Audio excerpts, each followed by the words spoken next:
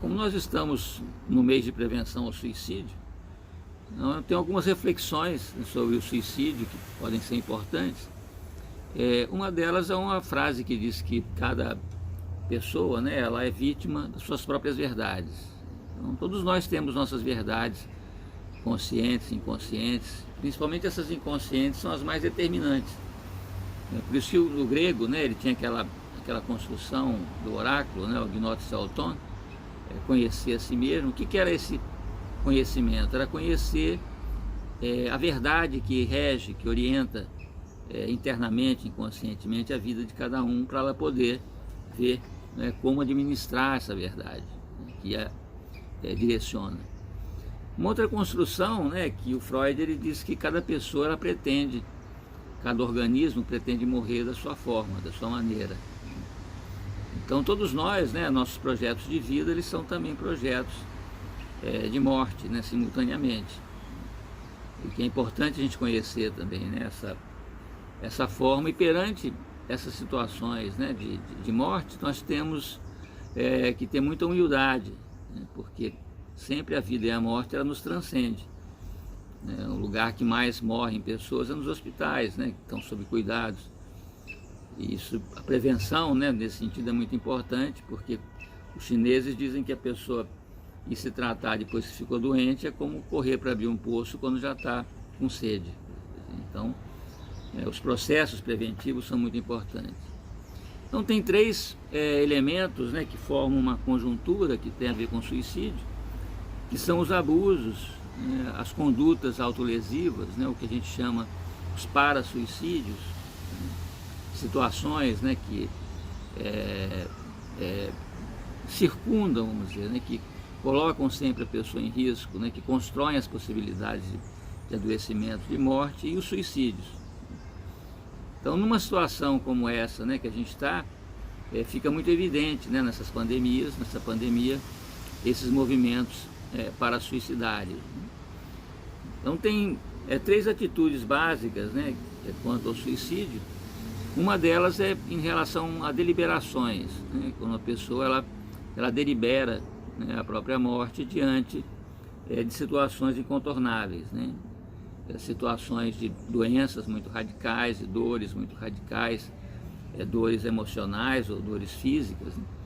E que a pessoa vive nessa experiência de conjunção entre o irracional, né, da experiência que ela está passando, a nostalgia humana, né, que é essa nostalgia em relação a uma vida boa, uma vida paradisíaca, né, uma vida sem problemas, e o absurdo. Esse absurdo ele se dá num encontro, né, entre o apelo humano, né, as demandas humanas, e o que a gente chama o silêncio irracional do mundo, na medida em que o mundo ele não responde, vamos dizer, aos nossos anseios, aos nossos apelos, às vezes de uma maneira bastante irreconciliável, né, bastante intolerável. A gente tem o que a gente chama de situações de acting out, né, quando a pessoa faz alguma tentativa, né, ela perpetua alguma ação suicidária, que sempre tem uma mensagem. Nesse caso do acting out, a pessoa ela quer dizer alguma coisa, né, com a sua morte, com a sua tentativa, ou com a sua atitude. E a gente tem o ato, né, o ato ele é mais irrevogável, ele é mais absoluto do que o acting out, e ele é um impulso, né, radical, aonde o sujeito ele se retira do campo dos outros, né, ele se subtrai de uma forma absoluta e de uma forma irreversível. Quanto ao posicionamento, né, em relação ao suicídio, a gente tem também três possibilidades, né? Uma delas é o que a gente chama de ideação suicida. Então isso é muito comum, né, a pessoa em alguns momentos da sua vida pensar, né, a respeito da vida, da morte, a respeito do suicídio, fazer, né, ter ideias a esse respeito. A outra são tentativas, né? Quando a pessoa ela tenta o suicídio, né, ela já passou um certo umbral importante, né? A gente está numa situação de risco bastante grande, né? Sempre que a pessoa passa esse umbral, esse limite, né, é muito comum as pessoas se suicidarem depois de tentativas, né, porque se desconstrói uma série de defesas no seu sistema emocional. E a outra é o suicídio, né, propriamente dito, né, o ato suicidário.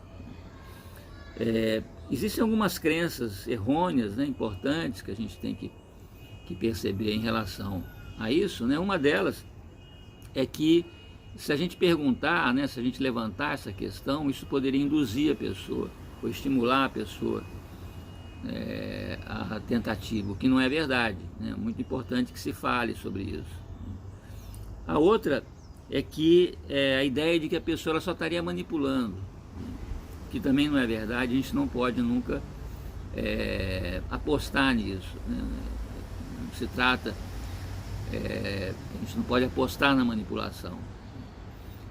Um outro fator importante é que a ideia, né, de que quem quer se matar, se mata, né? O que também não é verdade, porque é uma profunda ambivalência que a pessoa vive numa situação dessa, numa conjuntura dessa, né? Então ela está dentro de um processo de ambivalência muito profundo, né, que faz parte dessa fronteira ali entre a vida e a morte.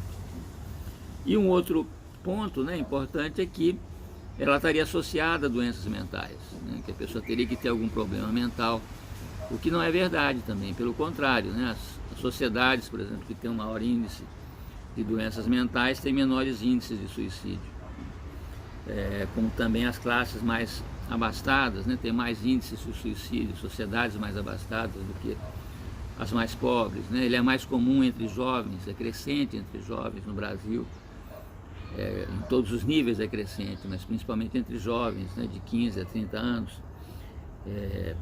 Então tem se a gente for pensar a questão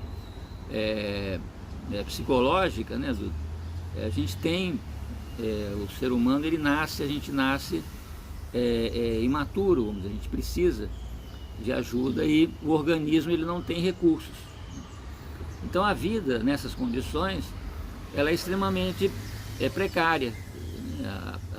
O organismo, né, humano ele sofre um impacto muito grande diante das necessidades da vida, né, da fome, da sede. Quando o bebê nasce, né, ele está diante de uma situação muito complicada, né? Então ele precisa do quê? Né? De uma assistência.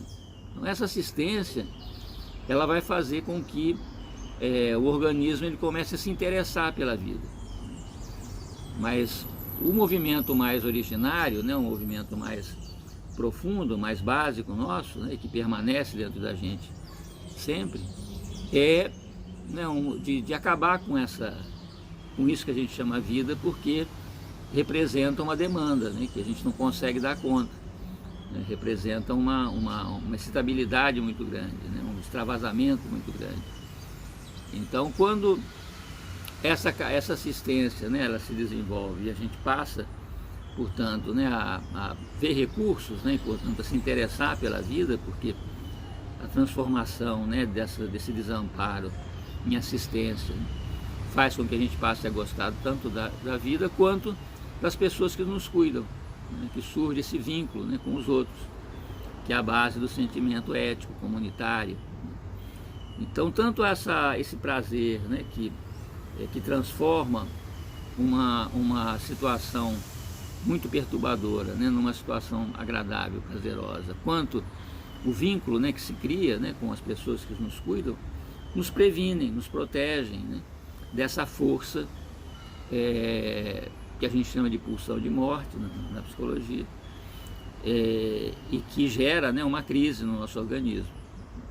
Então, quando há alguma falha nessas defesas, né, uma falha nessa proteção, e essa força primordial ela emerge,